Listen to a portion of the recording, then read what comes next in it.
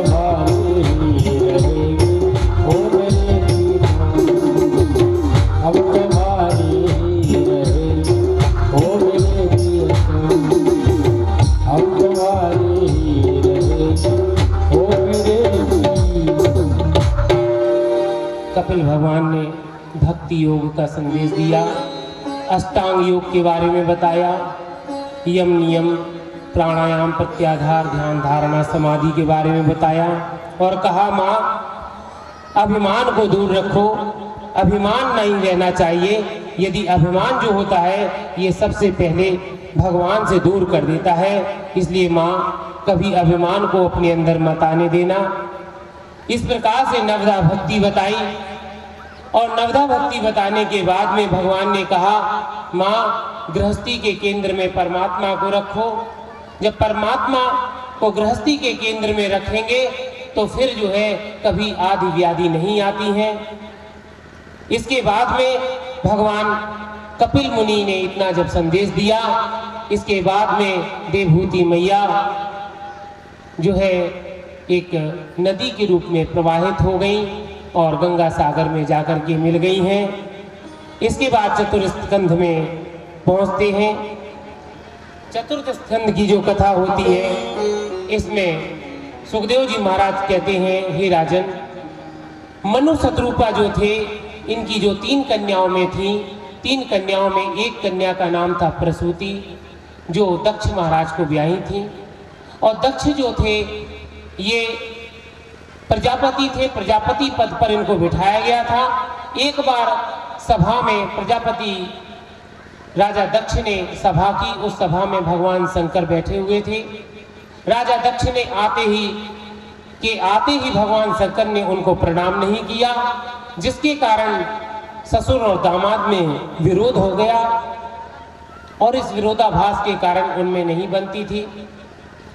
इधर जो है सुखदेव जी महाराज से राजा परीक्षित कहते हैं हे प्रभु, इतना घोर आपस में ससुर दामाद का बैर होना ठीक नहीं है, ये ऐसा कैसे हो गया और यदि हुआ है तो मुझे विस्तार से भगवान शिव और पार्वती की कथा भी सुनाइए। तो भगवान सुखदेव जी महाराज राजा परीक्षित से कहते हैं राजन, भवेशीलवतां श्रेष्ठे दक्षो द्वैतवत्सलः विद्वेषं करोत कस्माद् न हत्या आत्मजां सतीं। अच्छा, भगवान जो शंकर है ना, ये भगवान शिव भोलेनाथ हैं और ये जो है सिर्फ हमेशा समाधि में रहते हैं। और जो शिव का मतलब होता है कल्याण करने वाला, जो कल्याण करे वही शिव है। शिव के अलावा कोई भी कल्याण नहीं करता है। भगवान शिव का स्वरूप ऐसा होता है कि वह हमेशा कल्याण करते हैं, भोलेनाथ हैं। कितनी भी गलती मनुष्य से हो जाए लेकिन भोले बाबा हमेशा हर व्यक्ति को माफ कर देते हैं। और उनका भोजन भी वही है जो संसार में लोगों के द्वारा त्याग दिया जाता है, जो त्यागा हुआ होता है, जिसे कोई ग्रहण नहीं करता है, वह हमारे भोलेनाथ ग्रहण करते हैं।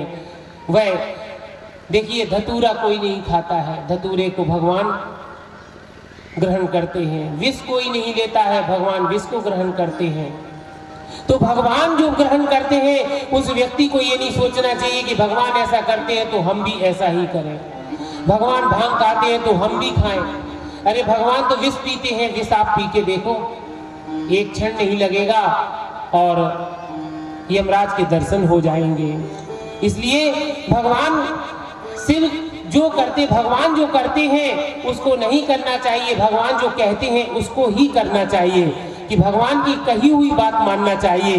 भगवान ने आचरण में जो लाई है भगवान शिव ने, उसको नहीं, भगवान जो कहते हैं भगवान के भाव को देखना चाहिए। भगवान कृष्ण ने जो कहा है वह करो, भगवान राम ने जो किया है वह करना चाहिए। माता जो भगवान सती थी, एक बार जब भगवान शिव बैठे हुए थे, राजा दक्ष आए, जब सत्कार नहीं किया, उनको खड़े होकर के प्रणाम नहीं किया, क्योंकि भगवान शिव सभी को मन ही मन प्रणाम करते हैं। सिय राम मैं सब जग जाने, वो राम में सब कुछ समझते हैं, जड़ चेतन में सब में भगवान का वास समझते हैं। तो उन्होंने भगवान का भाव समझ करके उस शरीर को प्रणाम कर लिया मन ही मन। लेकिन दक्ष ने सोचा कि ये खड़े होकर के प्रणाम क्यों नहीं किया, तो खड़े होकर के प्रणाम नहीं किया, इसको दक्ष ने बैर भाव माना। आगे चल करके एक बार क्या हुआ कि जब राजा दक्ष ने एक यज्ञ का आयोजन किया, उस यज्ञ में भगवान शिव को निमंत्रण नहीं भेजा। जब भगवान शिव को निमंत्रण नहीं भेजा तो यहाँ पर जो देवता थे वह भी वहीं से निकले जहां पर भगवान कैलाश पर्वत पर रहते थे। और वहां से निकलते हुए सती जी ने जब देखा तो सती ने देखने पर भगवान शिव से कहा जाकर के कि प्रभु मुझे ये आभास हुआ है और देव कन्याओं ने मुझे बताया है कि मेरे पिता के यहाँ यज्ञ है, क्यों ना हम अपने पिता के यहाँ चलें और मेरे पिता के यहाँ जो यज्ञ उस यज्ञ में हम भी अपनी उपस्थिति दर्ज कराएं। भगवान शिव ने कहा देवी जहां पर हमें कोई बिना बुलाए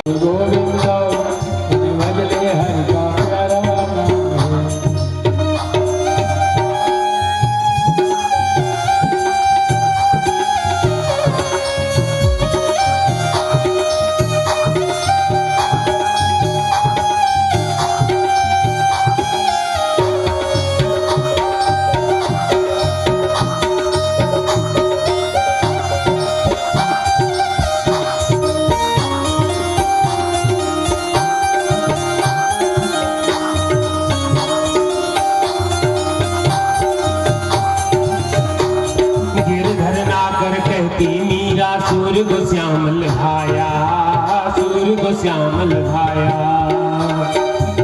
गिरधर नागर के तीर सूर्य को श्यामल भाया, सूर्य को श्यामल भाया। तुकाराम और नामदेव ने, तुकाराम और नामदेव ने विठ्ठल विठ्ठल गाया, तुकाराम और नामदेव ने विठ्ठल विठ्ठल गाया, रामदेव ने विठ्ठल विठ्ठल गाया। मन भजले हरि का प्यारा नाम है श्री राधे गोविंदा, मन भजले हरि का प्यारा नाम है श्री राधे गोविंदा, मन भजले हरि का प्यारा नाम है श्री प्यारा नाम है, प्यारा नाम है, प्यारा नाम है, प्यारा नाम है श्री राधे गोविंदा, मन भजले हरि का प्यारा नाम है राधे गोविंदा, मन भजले हरि का प्यारा नाम है राधे गोविंदा, मन भजले हरि का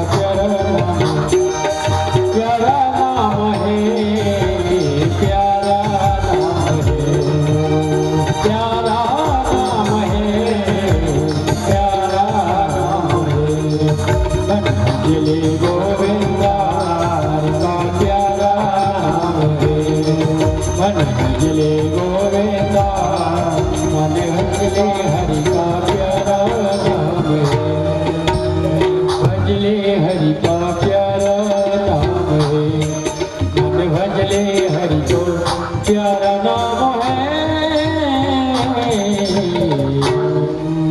बोलो भक्ति बिहारी लाल की जय। देखिए भगवान का जो नाम संकीर्तन होता है, ये नाम संकीर्तन कहते नहीं है नाम संकीर्तनम यस्य सर्व पाप प्रणाशनम, ये व्यक्ति को सभी पापों से दूर कर देता है। अच्छा, कीर्तन में दो बातें होती हैं, क्या होती है? कीर्तन में दो प्रकार के स्वर निकलते हैं। एक होता है दो प्रकार का नाद, कौन कौन सा? एक होता है नाद ब्रह्म और एक होता है नाम ब्रह्म। तो नाम ब्रह्म निकलता है और नाद ब्रह्म निकलता है। अच्छा, इन जो नाद ब्रह्म है ये भगवान को जो है अपने में लय कर देता है, भगवान को आकर्षित कर लेता है, भगवान खींचे चले आते हैं। जहां जहां भगवान का कीर्तन होता है, भगवान का भजन होता है, कथा होती है, वहां हनुमान जी महाराज तुरंत आ जाते हैं और आकर के अपना स्थान ग्रहण कर लेते हैं। अच्छा, और इसमें जो नृत्य करता है, जो व्यक्ति भगवान के भजन में नृत्य करता है, भगवान के कीर्तन में नृत्य करता है, तो उसके पाप की जो गठरी होती है, जन्म जन्मांतर के पाप की गठरी उसके सिर से उतर जाती है, गिर जाती है। और जब वह गिर जाती है तो फिर वह क्या होता है, गिरने के बाद फिर वह उसके ऊपर आ जाती है जो नृत्य नहीं करता है। जो नृत्य करता है उसके पाप की गठरी उतर करके नीचे गिर जाती है, और जो नृत्य नहीं करता है उसके ऊपर वह पाप की गठरी पहुंच जाती है।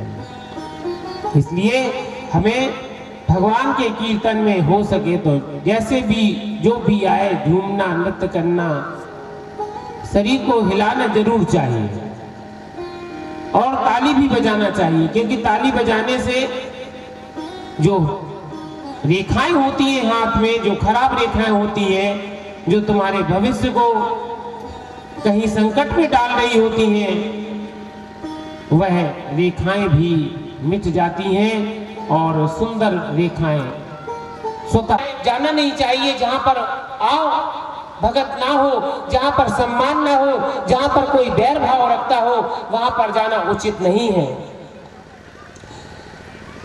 बहुत कुछ समझाया, लेकिन देवी सती के समझ में नहीं आया। उन्होंने कहा तो योदिता शोभन में शोभनी अनाहुताप्य भयति बंधुसो ते यद्य अनुत्पादित दोष दृष्टियों बलीयसानात्मदेहीन मन्यनः।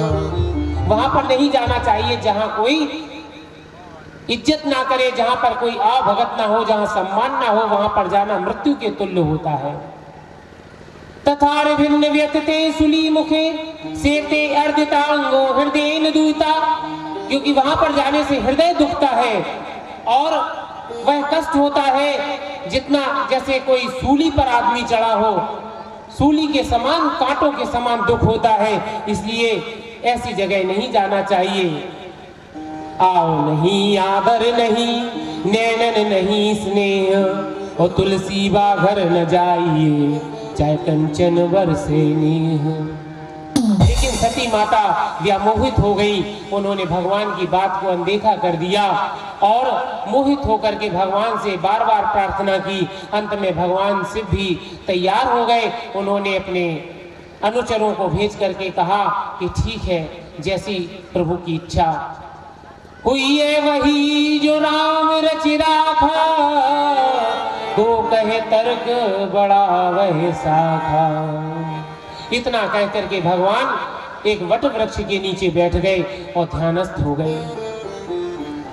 और मैया जो है अपने पिता के गृह में गई और पिता के गृह में जाकर के देखा कि वहां पर उनके पति को यानी भोलेनाथ को कोई स्थान नहीं दिया गया है। जब कोई स्थान नहीं दिया गया तो माता सती को बड़ा दुख हुआ। उन्होंने तुरंत अपने पिता से कहा, हे पिताश्री, तुम्हारा ये शरीर दिया हुआ है, इसलिए मैं जो भगवान शिव का जो शत्रु है, जो उनसे द्वेष रखता है, ऐसे शरीर को मैं अब एक क्षण भी नहीं रखूंगी और इस देह को तुरंत त्याग दूंगी। तुरंत सती मैया एक आसन पर बैठ गई और अपने मन अंतःकरण में अपने जो चक्र है उसमें मणिपुर चक्र में अग्नि का ध्यान किया और अग्नि का ध्यान करते योगाग्नि के द्वारा अपने शरीर को त्याग दिया है। और जब शरीर को त्यागा उसी समय फिर जितने भी उनके गण थे, रुद्र गणों ने तुरंत जो है वीरभद्र के नेतृत्व में दक्ष के यज्ञ का विध्वंस किया और दक्ष के यज्ञ विध्वंस करने के बाद में दक्ष का सिर काट करके उसी यज्ञ कुंड में डाल दिया। बोलो भगवान शंकर की जय जय जय श्री राधे। जब इस प्रकार से भगवान ने भगवान के आदेश के अनुसार रुद्र ने, वीरभद्र ने शिव का, राजा दक्ष का यज्ञ विध्वंस किया। यज्ञ विध्वंस करने के बाद में अब वह सुखदेव जी महाराज कहते हैं, हे राजन आगे और क्या सुनना चाहते हो? तो सुखदेव जी कहते हैं राजा परीक्षित से, हे राजन हरिहर एक है दोनों, न ये कम है न वो कम है। हरिहर एक है दोनों, न ये कम है न वो कम है। हरिहर एक है दोनों, न ये कम है न वो कम है। ये रहते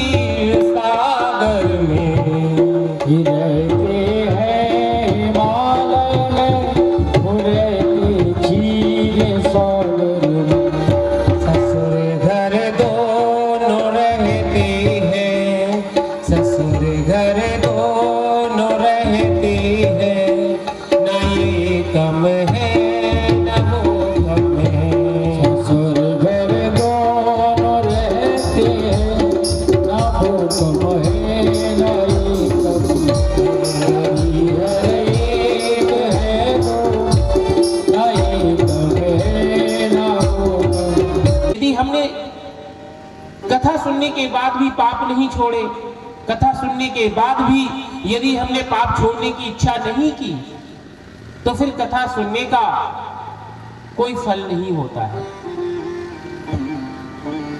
अच्छा, कथा सफल जब भी होती है जब हम कथा सुनने के बाद यदि हमारा थोड़ा सा भी स्वभाव बदलता है। कथा सुनने के बाद यदि थोड़ा सा भी हमारा स्वभाव बदलता है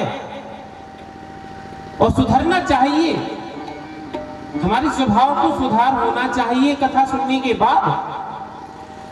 तो कथा सुनने के बाद यदि नवीन जन्म होता है, यदि हम पाप को छोड़ देते हैं, पश्चाताप करते हैं कि हमने ये पाप किया है, अब हमें अपने जीवन में ये पाप नहीं करना है, अब मैं विशुद्ध हो चुका हूं, भगवान के रंग में रंग चुका हूं, तो फिर कथा सुनने के बाद यदि पाप छोड़ने की इच्छा ना हो, प्रभु के प्रति प्रेम ना हो, स्वभाव ना सुधरे, तो समझना कि मैंने कथा सुनी ही नहीं, मैंने कथा सुनी ही नहीं। यदि मेरी भगवान से प्रेम नहीं होता है, यदि मुझे पापों का पश्चाताप नहीं होता है, इसका अर्थ ये हुआ कि आपने कथा को सुना ही नहीं है, या महाराज को कथा करनी नहीं आती है। आप यदि श्रद्धा विश्वास के साथ, भक्ति के साथ यदि कथा सुनेंगे तो आपका स्वभाव भी बदलेगा और आपका जो है भगवान के प्रति प्रेम भी बढ़ेगा और आप आगे से भी कभी पाप नहीं करेंगे। ये कथा भक्ति, ज्ञान और वैराग्य को देने वाली है। इसे भक्ति, ज्ञान और वैराग्य पुष्ट होता है। ईश्वर दृश्य नहीं है, ईश्वर जो है कैसा है? साक्षी चेता केवलो निर्गुणश्च। ये जो शरीर है इसमें भगवान बैठे हुए, एक जीव है, जीवात्मा है और एक परमात्मा है। एक कर्म करता है और एक उसको देखता है। दो पक्षी बैठे हुए हैं इस पिंजड़े में, एक कर्म करता है, दूसरा इसको देखता है, दृष्टा है। वह दृष्टा कौन है? एको देवाः सर्वभूतेषु गूढ़ः सर्वांतर्यामी सर्वभूताधिवास। वही परमात्मा जो है साक्षी चेता है, वो साक्षी है इस बात का कि आप क्या कर रहे हैं। आपको कोई नहीं देख रहा है, आप सोचते हैं हमें कोई नहीं देख रहा है पाप करने से, लेकिन परमात्मा चारों ओर से आप पर दृष्टि रखता है। बिनु पद चले सुने बिन काना, कर बिन कर्म करे विधि नाना। बिना कर्म के बिना कर नहीं, उसके हाथ नहीं है लेकिन फिर भी कर्म करता है। आंखें नहीं है देखता है, कान नहीं है सुनता है, ऐसा ब्रह्म है। अच्छा, तो फिर भक्ति में कैसे कितनी शक्ति होती है बताइए। महाराज, भक्ति में वो शक्ति है कि वह निराकार को भी साकार कर देता है। जब भक्ति बहुत बढ़ जाती है, भक्ति अपने चरम सीमा पर पहुंच जाती है, तो वह भक्ति दृश्य को भी दृष्टा बना देती है। दृष्टा को भी वह जो है दृष्टा हो जाता है। कौन? भक्त। भक्त भी दृष्टा बन जाता है। भगवान को दृश्य होना पड़ता है कि भगवान दृष्टा है, लेकिन भगवान दृश्य हो जाते हैं। और भक्त जो दृश्य होता है वह दृष्टा बन जाता है। दैत्य दृश्यतां दिशुताविका स्तैर्यता सवस्त्वां विचिन्वते। कैसा होता है भगवान? दैत्य दृश्यतां दिक्षुतावकः। दृश्यतां यानी प्रत्यक्षीभूतां, प्रत्यक्षीभूतां इति दृश्यतां। ज्ञानी लोग कहते हैं कि भगवान का दर्शन इन आंखों से होता है। किससे होता है? चर्म चक्षुओं से होता है। तो चर्म चक्षु सिर्फ चमड़ी यानी देह को ही देखते हैं। जो चर्म चक्षु होते हैं वह सिर्फ देह को देखते हैं। और भगवान का दर्शन किससे होता है? भगवान का दर्शन होता है ज्ञान चक्षु से। दो प्रकार के चक्षु होते हैं। एक होता है जिसको कहते हैं हम चर्म चक्षु। ये हमारी आंखें हैं ना, ये चर्म चक्षु है। इनसे हम सिर्फ देह को देखते हैं। देह को क्या देखते हैं? अरे ये तो हमारे हैं, हमारे साथ में रहने वाले हैं, हमें इनमें क्या अंतर है? यदि तुम देह को देखोगे तो फिर भगवान को नहीं समझ पाओगे। आपके सामने शरीर है, आपको लगेगा कि ये शरीर तो अरे हमारे साथ, हमारे गांव में हमारा साथी संगी है, सब भाई बंधु के समान है, सब कुछ है। तो आपको देहाभिमान होगा। देह को जो देखता है वह भगवान को नहीं समझ सकता है। चर्म चक्षु सिर्फ आपको देह को ही दिखाएंगे। और जो आपके अंदर का जो ज्ञान चक्षु है, जब ज्ञान चक्षु से आप देखेंगे तो ज्ञान चक्षु जो होता है भगवान का दर्शन कराता है। लेकिन जब भक्ति अतिशय बढ़ जाती है तो फिर चर्म चक्षुओं से भी भगवान का दर्शन होने लगता है। जब भक्ति अतिशय बढ़ जाती है तो चर्म चक्षुओं से भी हमें भगवत दर्शन होने लगता है। मैंने क्या सुना? कथा सुनने के बाद हमेशा ये सोचना चाहिए कि मैंने क्या सुना, आज ये कथा में हुआ क्या। मनन करना चाहिए उसका। जब मनन करते हैं मैंने क्या सुना, मंदिर में जाकर भगवान का दर्शन करना, भगवान का दर्शन करना ये साधारण दर्शन होता है। जब हम मंदिर में जाते हैं तो भगवान का विग्रह देखते हैं, उस विग्रह को देख करके हम भगवान का दर्शन करते हैं। तो ये भगवान का दर्शन करना साधारण दर्शन है। कैसा दर्शन है? साधारण दर्शन। और प्रत्येक मानव में भगवान का दर्शन करना असाधारण दर्शन है। पशु पक्षी जड़ चेतन ये जितने भी हैं, इनमें वस्तुओं में भगवान का जो दर्शन होता है वह अपरोक्ष दर्शन होता है। उसे कहते हैं अपरोक्ष दर्शन। मंदिर में भगवान को देखना साधारण दर्शन है। किसी व्यक्ति के अंदर भगवान को देखना असाधारण दर्शन है। और पशु पक्षी जड़ चेतन में भगवान का दर्शन करना ये अपरोक्ष दर्शन होता है। इसलिए कथा का सिद्धांत, कथा का एक एक सिद्धांत को समझो कि कथा में जो शब्द ब्रह्म जो निकल रहा है व्यासपीठ से, यह एक एक शब्द ब्रह्म जो है आपके कानों में जाकर के भगवान को हृदय में जागृत कर सके। श्रवण मनन से सफल होता है। मनुष्य देह की पूजा करता है। आप जितनी बातें सुनते हैं वह आपके मन में आती है। जितनी बातें सोचोगे उतना मन में आएगा। संसार की बातें सुनोगे तो संसार मन में आएगा, भगवान की बातें सुनोगे तो भगवान मन में आएंगे। इसलिए भक्ति में अपने आंख और कान को सजग रखना चाहिए। भक्ति में आंख और कान मुख्य होते हैं। भक्ति में आंख और कान ये कैसे होते हैं? मुख्य होते हैं। उसी को भक्ति का आनंद मिलता है जो कान को और आंख को पवित्र रखता है। वेद भगवान ने वर्णन किया है, भद्रम कर्णेभिः शृणुयाम देवा, भद्रम पश्येमाक्षभिर्यजत्रः, स्थिरैरङ्गैस्तुष्ट्वा स्वस्तून्भिः देवहितं यदायुः। तो इस प्रकार से शब्द में बहुत शक्ति होती है। भद्रम कर्णेभिः शृणुयाम, भद्र माने होता है कल्याण करने वाले वचनों को सुनो, भगवान की कथाओं को सुनो। शब्द में बहुत शक्ति होती है। देखो, आप जो शब्द निकालते हैं मुंह से, वह शब्द इस ब्रह्मांड में रिकॉर्ड हो जाता है।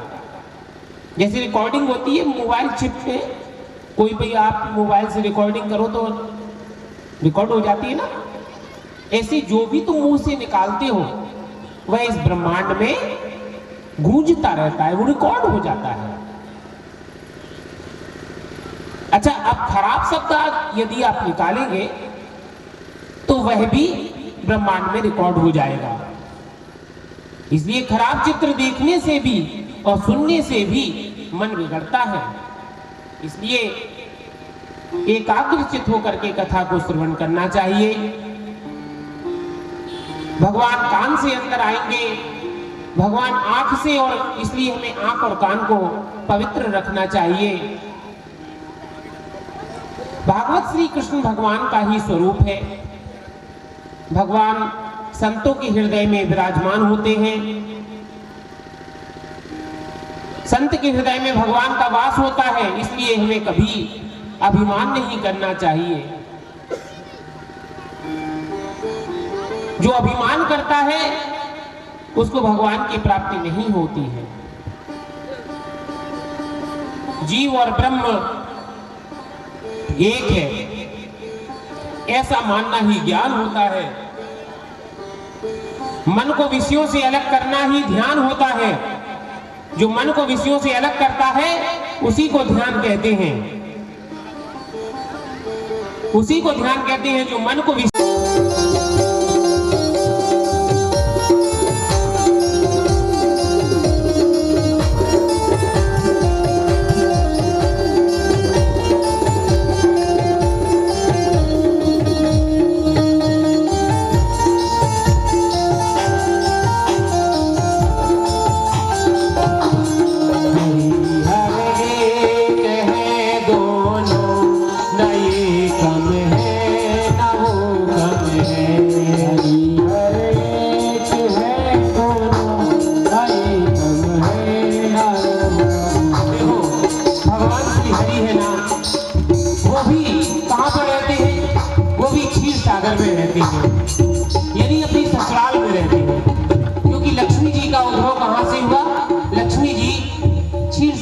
उत्पन्न हुई है। समुद्र से, समुद्र मंथन में उनका जन्म हुआ था।